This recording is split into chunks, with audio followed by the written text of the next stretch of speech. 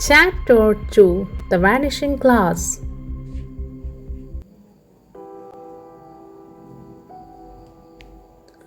Almost 10 years have passed since the Dursleys discovered Harry Potter at their front door.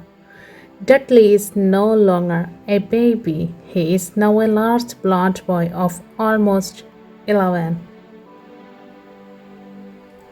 In Dursley House, it is almost like Harry does not exist. There are no photos of him anywhere, but Harry Potter is still there. Up, up, up, wake up! Now let's go! Harry wakes up suddenly. It is his aunt screaming. She knocks on the door. Up! She yells. Harry wakes up and tries to remember the dream he is having. It is a good dream. There is a flying motorcycle in his dream. He thinks he has had the same dream many times before. I'm awake, says Harry. Well, get up. I want you to cook us breakfast. And don't burn the bacon. I want everything to be perfect. Don't forget, it's Dudley's birthday. Dudley's birthday. Of course, Harry has forgotten. He gets dressed and opens the door to his room. He sleeps in a small, dark room under the stairs. It is more like a closet than a bedroom. Harry is small and skinny for his age. Maybe that is because he lives in a tiny room under the stairs in his aunt's house.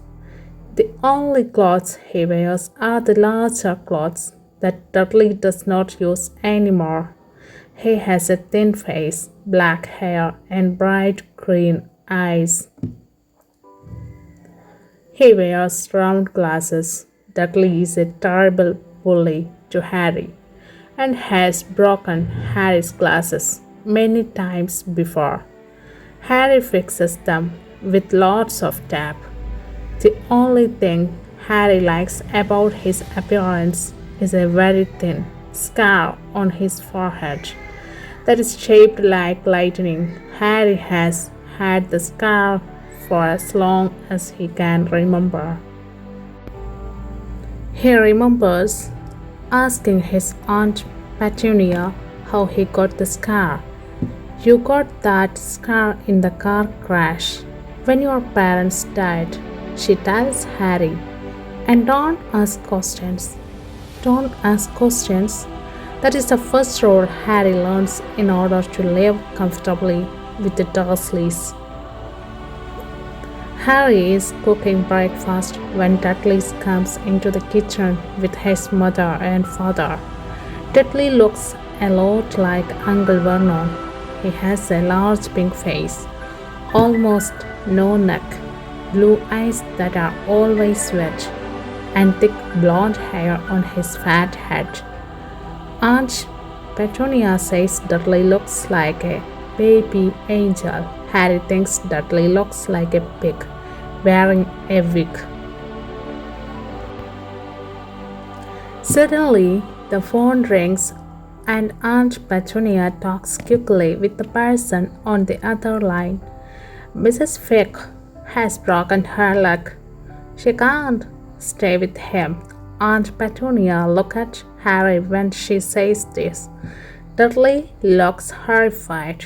That means that Harry will have to come with the family on his birthday adventure. Aunt Petunia looks at Harry as if he has turned into a horrible creature. Uncle Vernon just looks angry, but Harry is excited. He turns to his aunt and says, You can leave me here. I won't blow up the house. Harry likes the idea of spending the afternoon without the Dursleys. It will be like a vacation. I guess we have to take him to the zoo now, says Aunt Petunia angrily. We can leave him in the car, but it's my special day, cries Dudley. Dudley is not really crying. He only cries like this to get attention from his parents and to get everything he wants. I don't want him to come.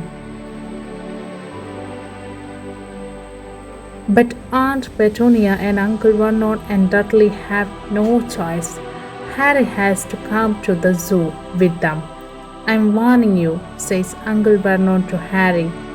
I'm warning you, you had better behave at the zoo or I will lock you in your room under the stairs until the new year. I'm not going to do anything, says Harry. I promise. But Uncle Vernon does not believe him. No one has ever believed Harry Potter. Harry has a wonderful time at the zoo. In fact, he has the best morning he has had in a long time. But they knows that this perfect day cannot last forever. After lunch, they visit the reptile house. It is cold and dark inside and filled with all kinds of lizards and snakes and other scaly creatures. Dudley wants to see the biggest and most dangerous snake. It is a python that is so big that it could wrap around Uncle Vernon's car twice and crush it like a toy. But at the moment, the python is sleeping. Dudley puts his fat face against the glass and yells to his father, "Make it move!" Uncle Vernon knocks on the glass, but the snake does not move a scale. "Do it again," Dudley orders his father. This time Uncle Vernon knocks loudly on the glass, but the snake continues sleeping. "This is boring," says Dudley, and he walks away.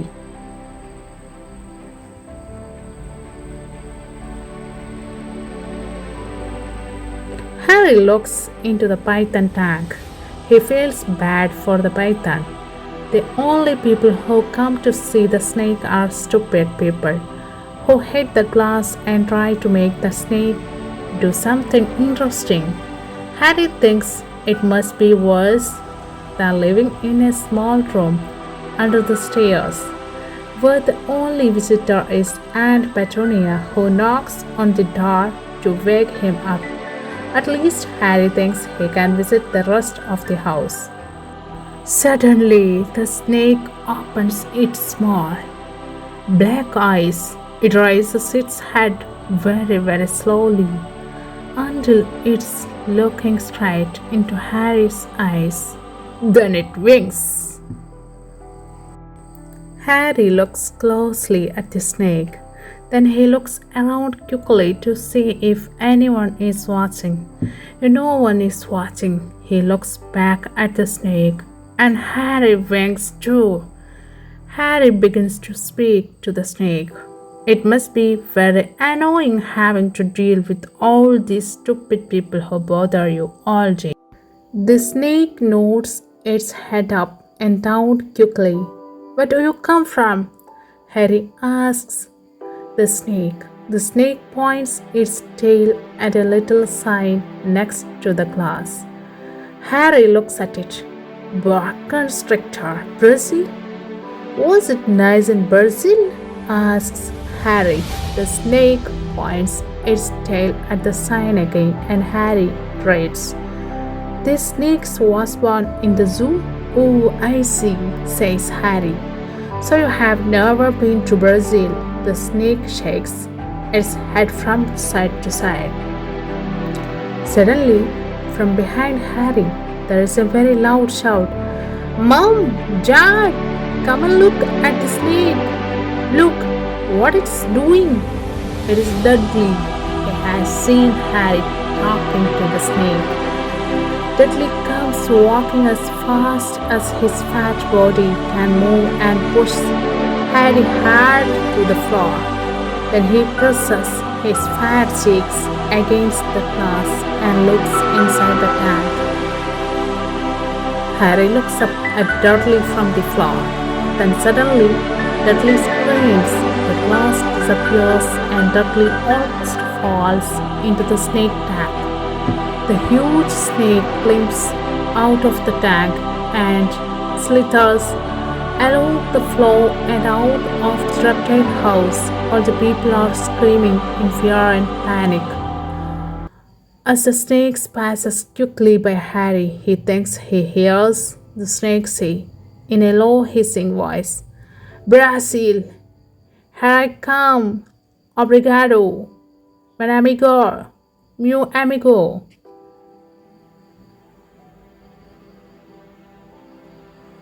Soon, Uncle Vernon, Aunt Petunia, Dudley, and Harry all leave the zoo. Dudley is still terrified. He thinks he was almost eaten alive by the snake. He keeps saying, "Harry was talking to the snake. Didn't you see it? He was talking to the snake. You all saw it, didn't you?" When they get home, Uncle Vernon is so angry with Harry that he has difficulty speaking. "Go under stairs. Stay. No dinner." Harry has lived with the Dursleys for almost 10 years. 10 miserable years. He has lived with them since his parents died in that car crash. He doesn't remember being in the car when his parents died. But sometimes when he thinks very hard about his past, he remembers a vision of a bright green light and a burning pain on his forehead. Harry believes this is a distant memory of the car crash, but he does not understand the bright green light. He cannot remember his parents at all. His aunt and uncle never speak to him about them. And of course, he is not permitted to ask questions because of his isolation. Harry has always dreamed and dreamed of someone, some family he does not know, coming and taking him away. But that has never happened. The Dursleys are the only family he has, but sometimes strange things have happened to him. Strangers on the street have come up to him. Very strange strangers. In fact, they look at him in a strange way. They wave at him as if they know him. One strange man, an old bald man with a long purple coat, shakes his hand without saying a word. But when Harry tries to look at these strangers more closely, they seem to disappear. At school, Harry has no friends because Dudley is such a bully at school. No one likes to be around strange Harry Potter in his big, old clothes. The strange Harry Potter who wears round, broken glasses.